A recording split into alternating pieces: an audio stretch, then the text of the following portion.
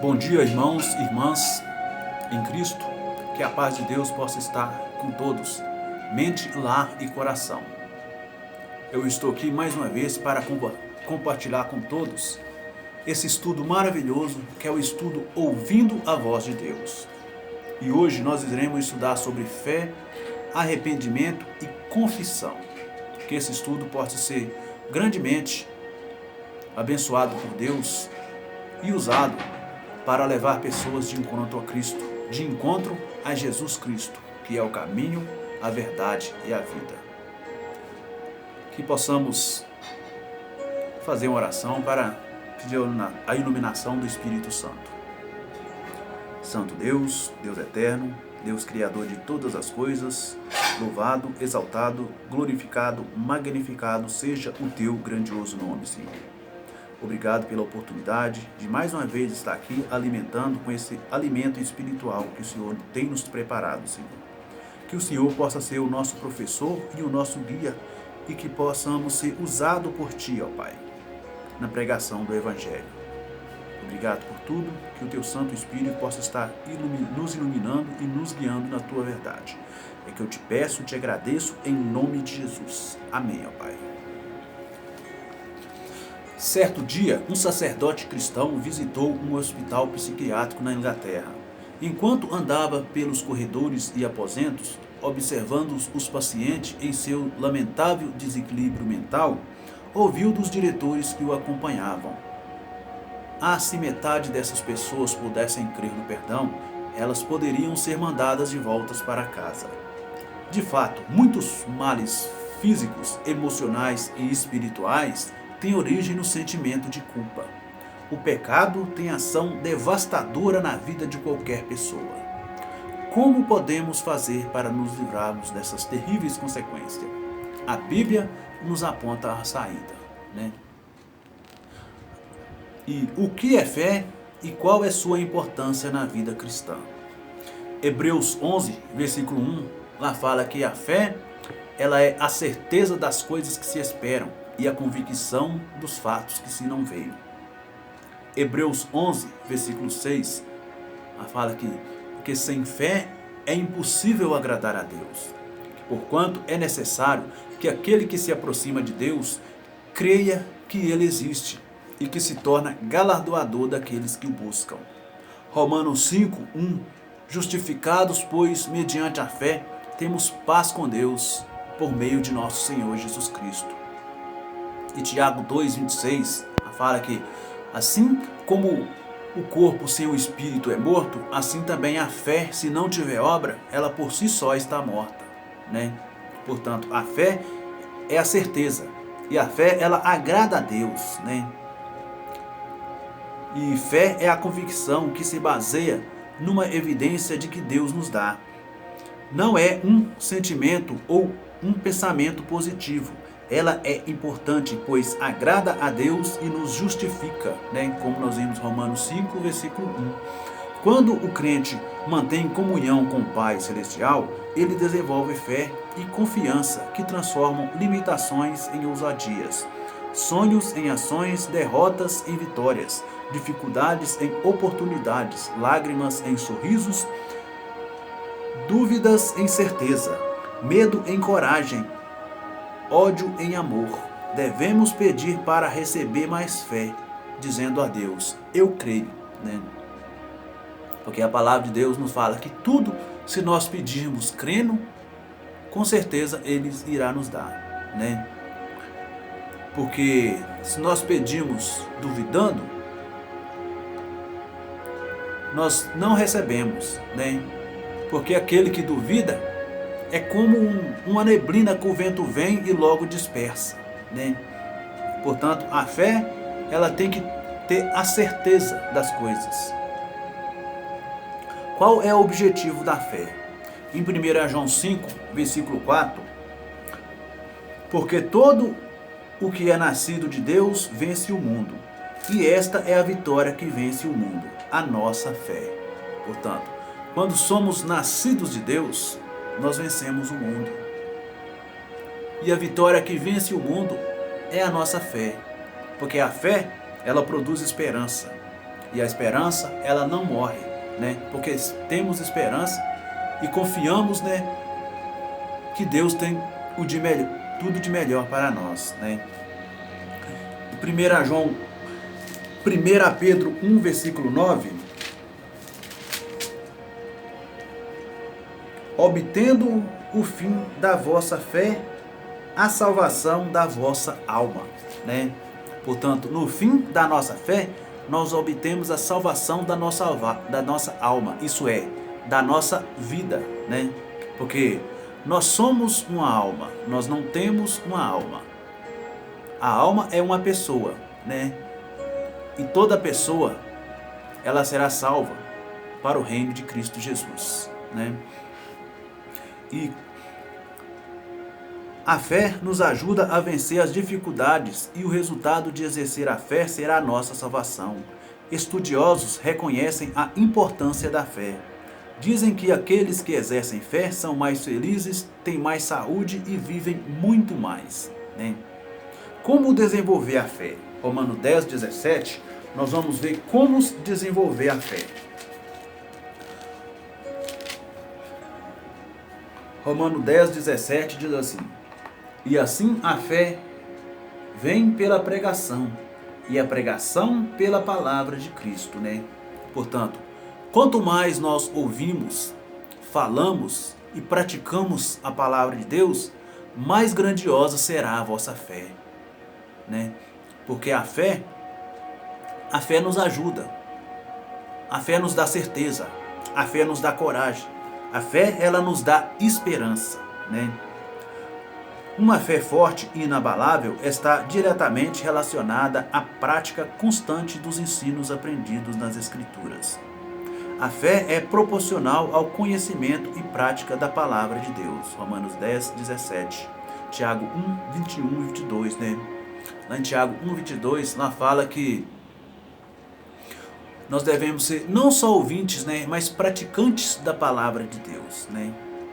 Se você ser só ouvinte e não praticante, é a mesma coisa de você ver a sua imagem no espelho e logo esquecer de como é a sua aparência. Assim é com a palavra de Deus.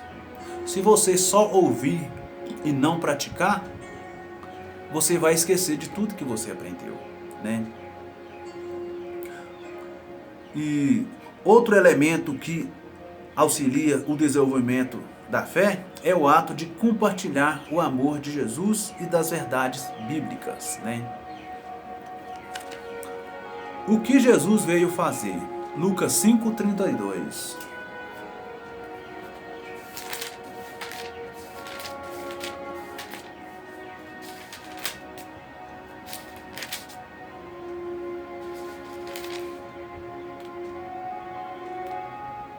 Em Lucas 5:32, Jesus diz: não vim chamar justos, e sim pecadores ao arrependimento, né?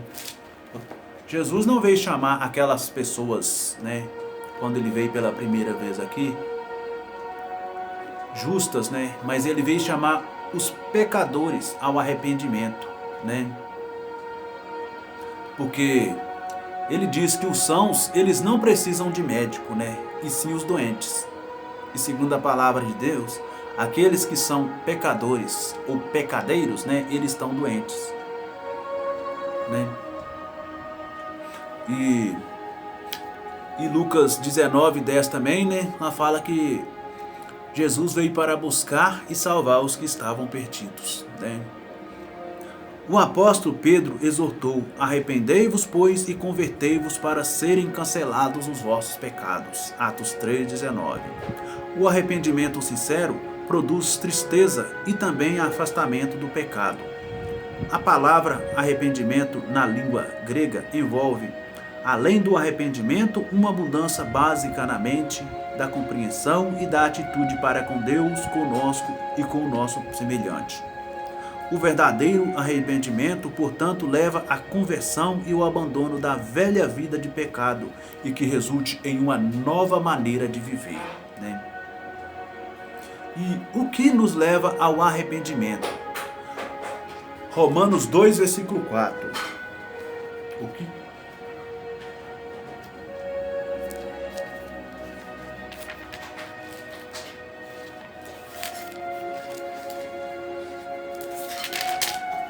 Romanos 2, versículo 4. Ou desprezas a riqueza da sua bondade, e tolerância e longanimidade, ignorando que a bondade de Deus é que te conduz ao arrependimento. Portanto, nós não podemos nos arrepender por nós mesmos.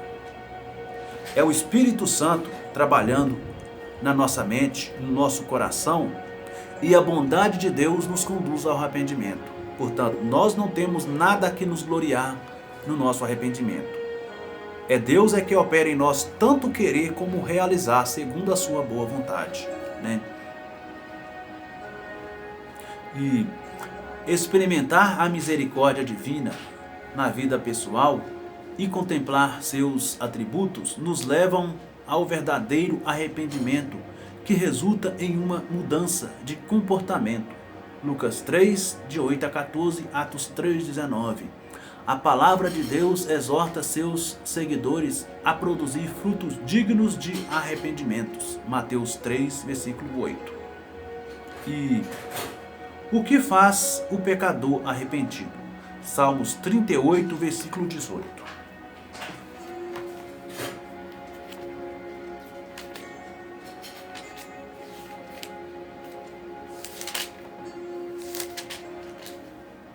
Em Salmo 38, 18, né? Confesso a minha iniquidade e suporto tristeza por causa dos meus pecados, né? Portanto, nós vimos que um pecador arrependido, ele tem que confessar os seus pecados diretamente para Deus, para Jesus Cristo, né? Porque Jesus Cristo, ele é o único mediador e intercessor entre Deus e o homem, como diz lá em 1 Timóteo 2,5, né? Foi Jesus Cristo que morreu na cruz para nos salvar. Portanto, somente Ele é o mediador e intercessor entre Deus e o homem. Os Salmos 32 e 51 também falam sobre arrependimento. Se confessarmos os nossos pecados, Jesus é fiel e justo para nos perdoar e nos purificar de toda a injustiça, né? 1 João 1,9. Paulo afirma que Jesus é o único mediador entre nós e Deus. 1 Timóteo 2,5. Achegando-nos a Cristo em sincero arrependimento, somos movidos pelo Espírito Santo a reconhecer e confessar nossos pecados e culpas. Não podemos ser redimidos enquanto estivermos procurando justificativas para nossas obstinações e negando os nossos pecados, né? O que acontece com aquele que não confessa seus pecados? Provérbios 28, versículo 13.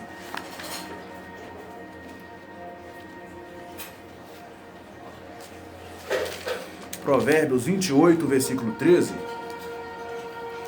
diz assim: o que encobre as suas transgressões jamais prosperará, mas o que as confessa e deixa alcançará misericórdia. Portanto, se nós queremos ser felizes, ser prósperos em nossas vidas, prosperar, nós devemos, sempre que ver que pecamos, arrepender dos nossos pecados e confessar os nossos pecados diretamente para Deus, diretamente para Jesus, né? Porque quando confessamos o nosso pecado, Ele é fiel e justo para nos perdoar os pecados e nos purificar de toda a injustiça. Mas quando nós encobrimos o nosso pecado, a palavra de Deus fala que nós jamais prosperaremos, né? Porque aquele que encobre as suas transgressões jamais prosperará. E o Senhor não requer que façamos alguma coisa penosa para alcançarmos perdão. Não precisamos fazer longas e exaustivas peregrinações ou praticar dolorosas penitências para remover nossas transgressões. Davi, após cometer um pecado, orou: confessei-te o meu pecado e a minha maldade não encobri. Dizia eu: confessarei ao Senhor as minhas transgressões, e tu perdoastes a maldade do meu pecado. Salmos 32, versículo 5. Tem misericórdia de mim, ó Deus, segundo a tua benignidade. apaga as minhas transgressões, segundo a multidão das tuas misericórdias. Salmo 51, versículo 5. E o que Deus faz quando confessamos os nossos pecados? Como nós vimos em 1 João 1,9, né? Se confessarmos os nossos pecados, Ele é fiel e justo para nos perdoar os pecados e nos purificar de toda injustiça. E Miqueias 7, 18 e 19.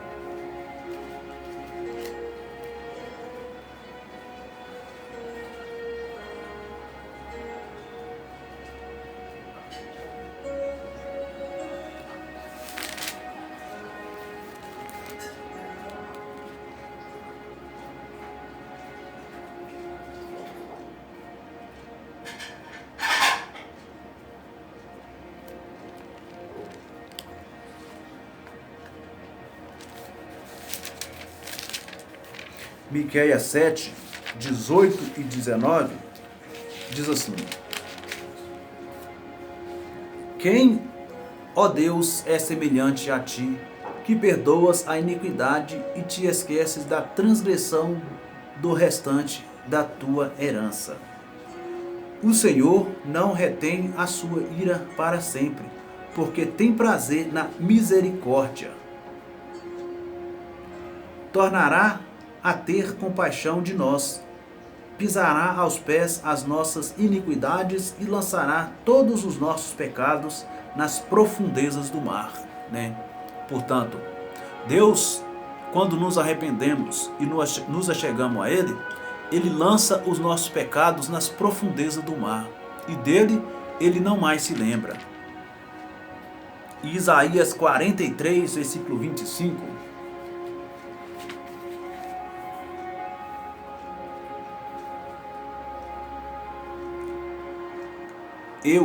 Eu mesmo sou o que apago as tuas transgressões, por amor de mim, e dos teus pecados não me lembro, né?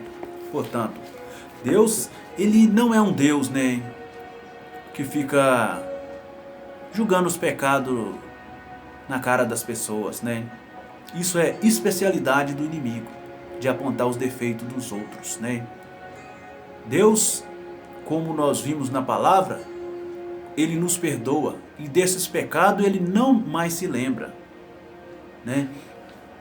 Deus perdoa os pecados, João 8, de 1 a 11. Isso quer dizer que não se lembra deles, nem utiliza os nossos defeitos para nos acusar. Assim, deixou-nos o exemplo de como devemos tratar o nosso próximo, Mateus 6,14. Jesus ensinou que não devemos julgar ninguém, pois ao assim proceder, trazemos-nos condenação para nós mesmos. Mateus 1, versículo 6. E o que Deus espera de nós hoje? Isaías 55, versículo 7.